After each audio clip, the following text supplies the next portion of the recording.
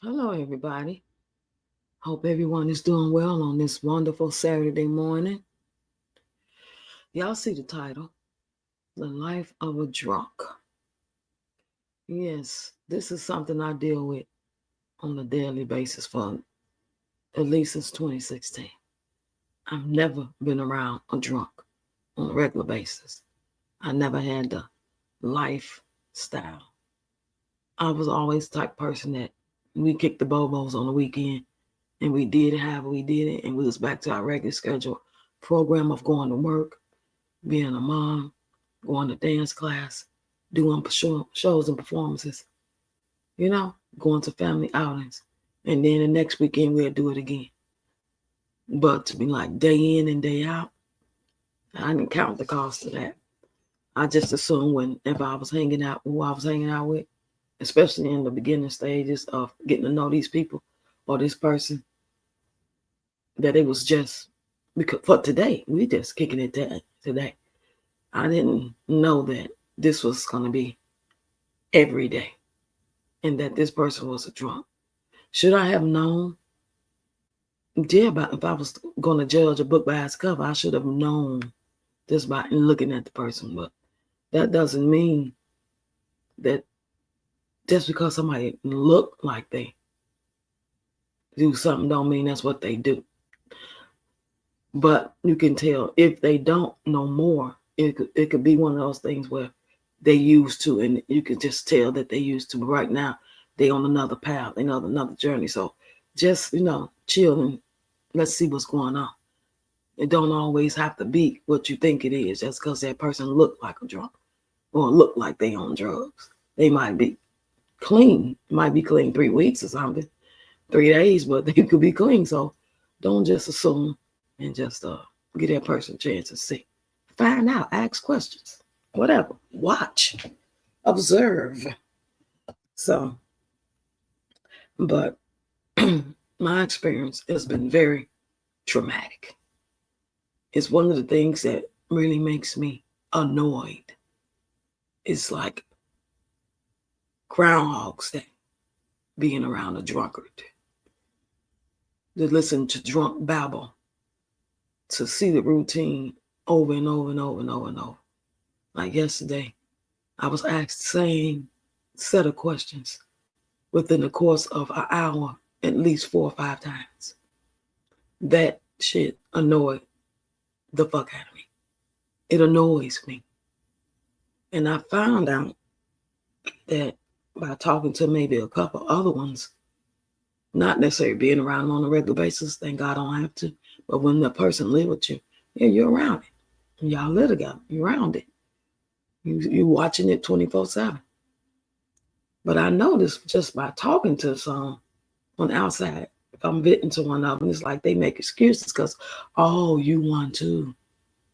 That's me saying about them. They get defensive when you even say that they are drunk or they're alcoholic. And I don't understand that. Like, why do drunks get mad when you tell them that they are alcoholic or that they are drunk at that particular time? I don't get that. So I decided to look some stuff up today. And this is the first thing that pops up. As I put in the title, The Life of a Drunk. And this is what popped up. It said, what does God say about being a drunkard? And it reads, be not among drunkards or among gluttonous eaters of meat, for the drunkard and the glutton will come to poverty, and slumber will clothe them with rags. Do not get drunk on wine, which leads to debauchery. Okay, these are 6 things that the Bible says about. I'm just going to touch on them. The Bible allows Christians to drink alcohol for medical reasons. The Bible sometimes portrays alcohol as something good and enjoyable. The Bible forbids drunkenness. See, that's a difference. The Bible warns against drinking if it offends fellow believers. So you wouldn't drink around those people if they was offended. The last 2 is the Bible forbids drinking if it hinders the gospel.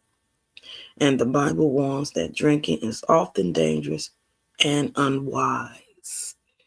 I can agree with that. Let me go back. Because they don't remember nothing they saying. They may say anything and they fall all the time. So the most thing I make a conscious decision of never doing is arguing with a drunkard or listening to drunk babble. I cut it down. I shut it off. I will tell him to stop talking to me because it's not going to go nowhere. I don't engage in conversations with drunkards. I don't engage with Tony.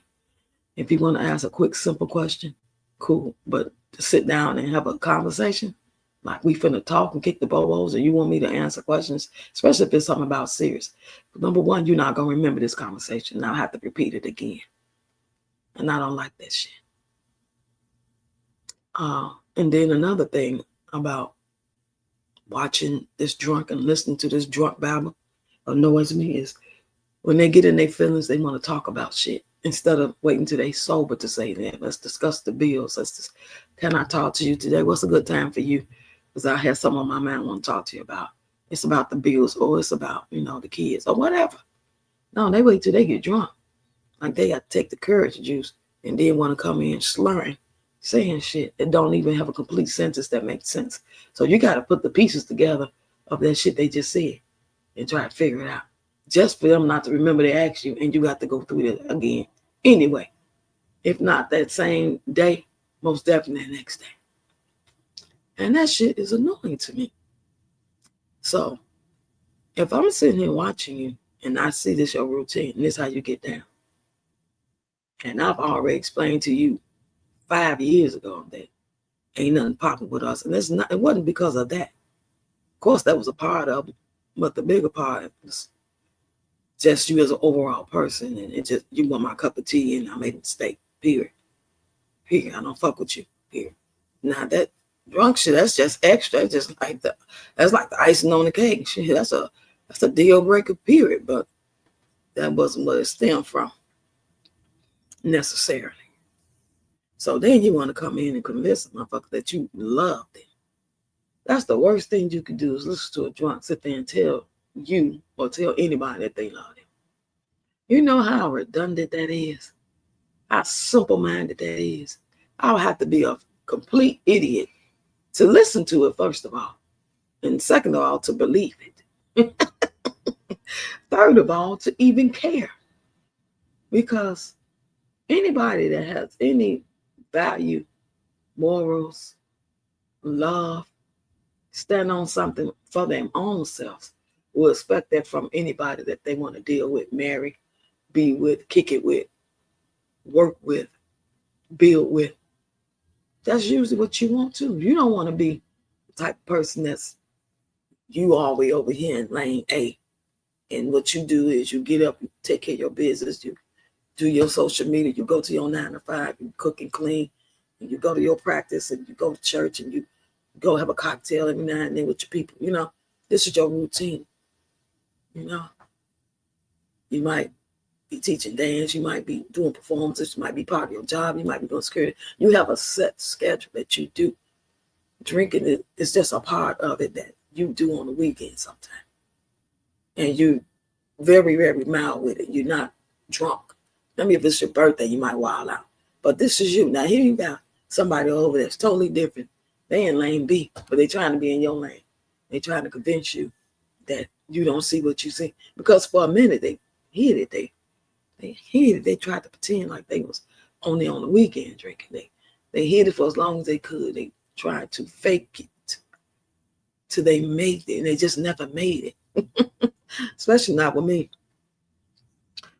So to even hear those words come out this man's mouth makes me want to hit him in his throat so hard to shut the fuck up talking to me. But instead of doing that, I just ignore. I shake my head. Or like yesterday, I say, well, I hear you, but what would be more impressive and be the best thing to do is you to show that same love for yourself. For you to, you know what I'm saying?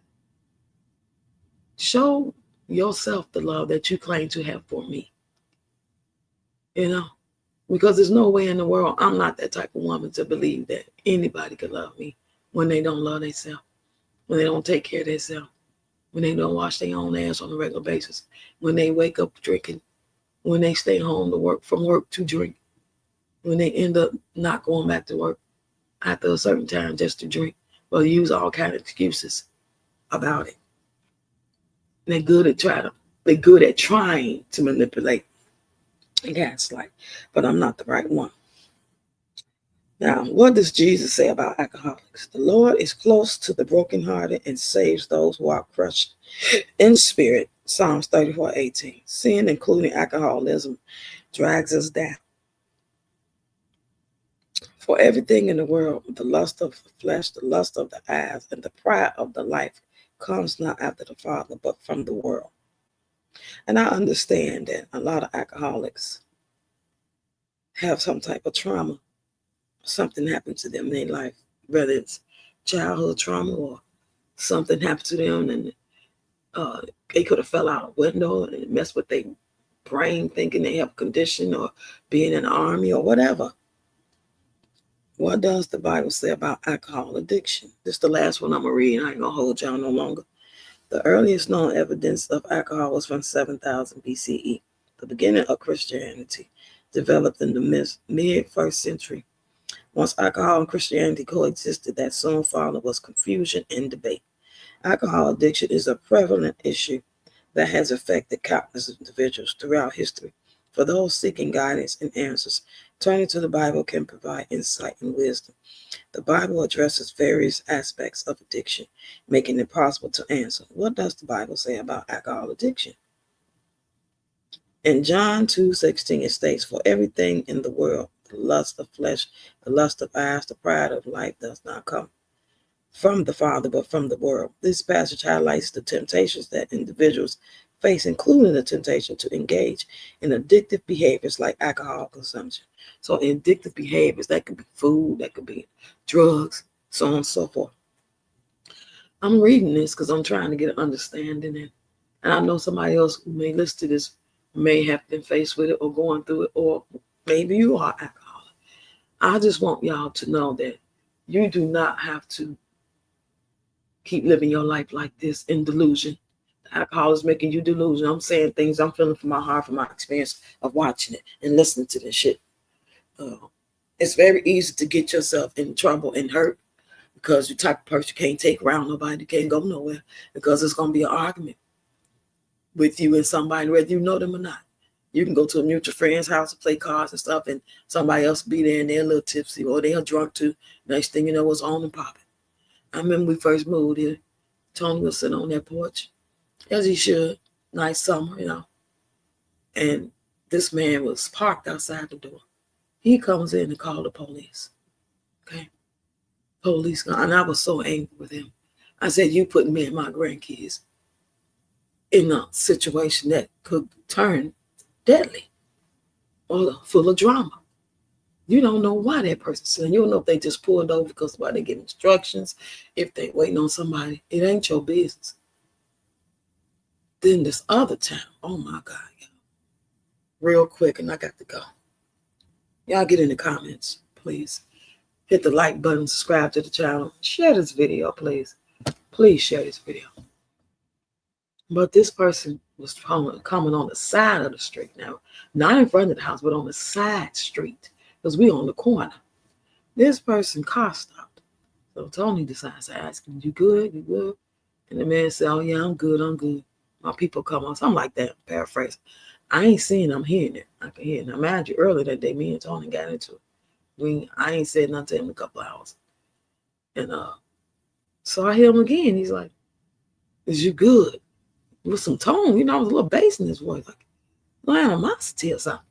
The man's like, yeah, I see him. I go, oh, child, next thing I know, I hear a bunch of people out there. This man, they called his people to come help him with his car. So now this time, Tony arguing, they cussing him out. With some young guys too, with some ladies and with some young guys. I went out there and said, I'm sorry, y'all. Can I just take him in? He drunk. He's a big drunk. So please, let me just take him in. And they said, you lucky, man. You lucky, you this lady. You know what I'm saying? This type of shit these drunks do. You can't take them to no hard, function. They're gonna start something with you or with somebody. It's just really tragic on the person who has to deal with it, just as much as it's tragic on the person that is dealing with it. But the difference is the person that's dealing with it, watching from the outside looking in, having to suffer due to them doing it to somebody that they're supposed to be dating or married to or have some type of allegiance to. But as opposed to the person that's the drunk, they don't feel like they doing no wrong. They living their life. They living their best life. Leave them alone. I ain't no drunk. Blah, blah, blah. Anyway, y'all get in the comments. Tell me what y'all think about that. Have you ever experienced it? What are some advice you would give to somebody like me dealing with it? Have you ever dealt with it? And I will see y'all later. I'm going live probably like 4 p.m. Central Time today. It could change the time, but that's what my goals are for today. So y'all stay tuned for more content. Don't forget you can send me a PayPal at FoxyRoxy196654 or Zelle me. In order to Zelle me, you have to email me. And don't forget to become a member before January 30th so you can be entered into my monthly raffle. Talk to y'all later.